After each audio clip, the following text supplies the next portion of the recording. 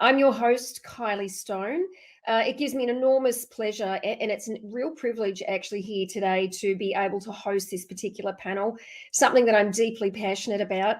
I'm here in Sydney, Australia, and it is customary here, which I'm absolutely delighted to say, that as an Aboriginal woman, often when we start an event, we do like to acknowledge the traditional owners of the land. So I would like to start with acknowledging and paying my respects to the traditional owners and to any elders past and present, Aboriginal, Torres Strait Islander, Indigenous peoples and First Nations, wherever you are living, working from today, acknowledge and pay my respects.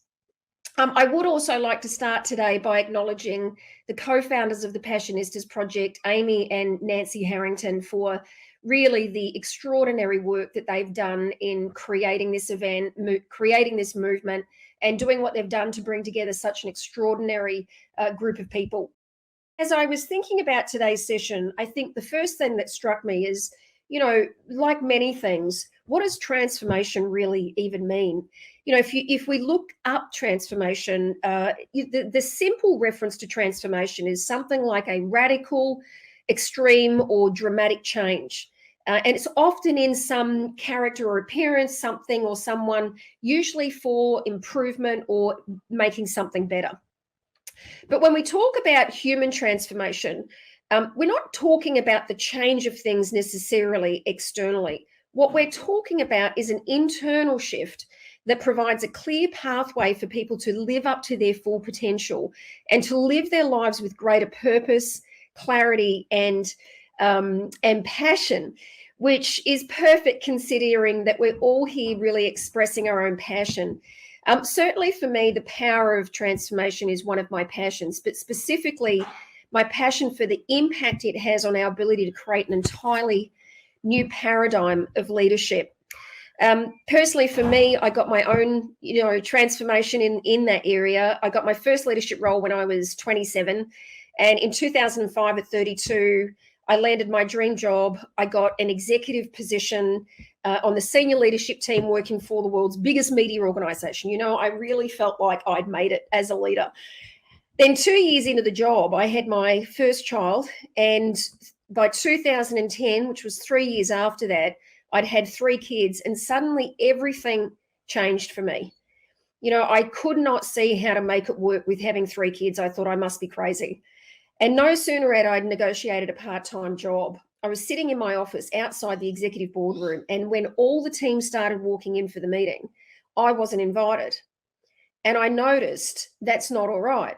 So I was annoyed, frustrated, and really resigned about my position there as a leader. And I was standing outside the coffee shop, actually, and I had a colleague ask me about how I was. I really thought, I'm not going to hold back here. I said, you know what? I'm really pissed off. She said, what do you mean? I said, well, suddenly now that I'm part-time, I don't fit the mold for senior leadership. Me too, she said. And I thought, really? So clearly I wasn't alone. And honestly, it really fired me up. 6 weeks later, I had over 53 women in a group, every single one of them are senior women in leadership, emerging leaders, all dealing with the very same problem.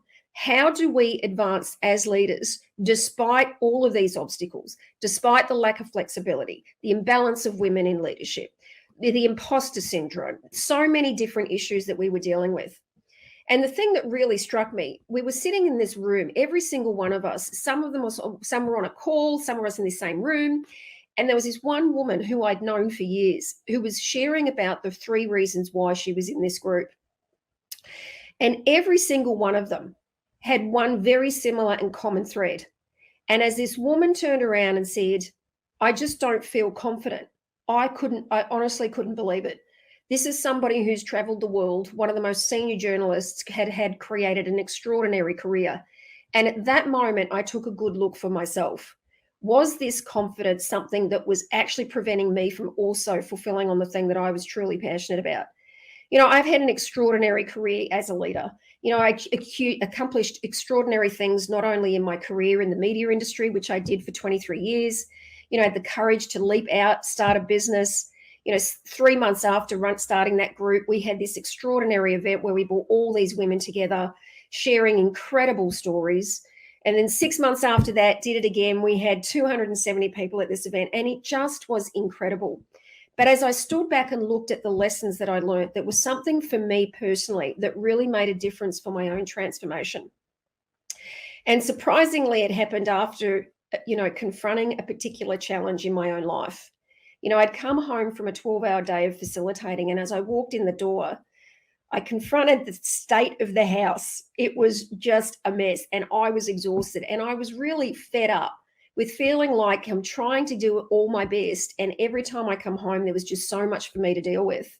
So within 2 weeks, I'd taken off to New York, and I remember sitting at the Guggenheim. I'd had a whole day doing the rounds at these art museums, and it was the reflection of different artists that I remember from school that took me back. And I thought, you know what, I used to be really passionate about art. I loved art, and then I never did anything about it. And as I was sitting there overlooking Central Park, I was a mess. I could not hold back my tears. I thought, whatever happened to my passion? I had lost it. I had never gone and pursued the thing that I was truly passionate about. And so as I started to look about what happened, I noticed that, in the first 6 years of my schooling, I went to 6 different schools. And every time I went to a different school, I didn't stay true to what I was passionate about. My number one intention was, what can I do to make friends? So I'd go to one school, I'd look for what they were doing. I'd join the band because they were in the band. And then the next school, I'd join the athletics because the people that I made friends with were in the athletics. But year after year, I would just keep changing to fit in with what I thought was what other people thought was the right thing to be doing. All the meanwhile, giving up on the things that I was truly passionate about. But now here I am, some 40 years later, and I've finally realized that my view of leadership was nothing but an illusion. I took the traditional path, get a good education, get a good job, go to university, work harder, further your studies, get a promotion, then you get a pay rise, and then, eventually one day you become a leader, and I thought I'd made it. But that view of leadership was nothing but an illusion that was holding me back from actually expressing the thing that I was deeply passionate about. And what I was deeply passionate about was actually creating a meaningful connection where the things that were important to me were actually able to be expressed.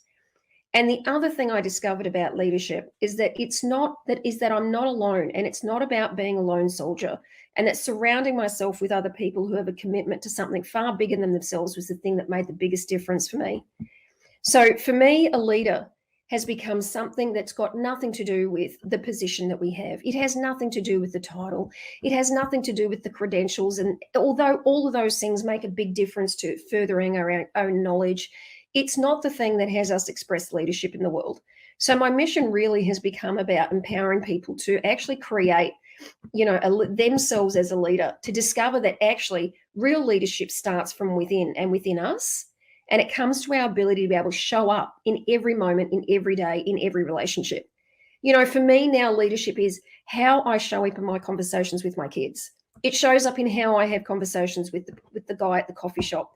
It shows up in my ability to, with the colleagues I'm with at work. Every single thing in every moment of every day is an opportunity for me to show up as somebody who expresses their passion and to make a real difference in the world.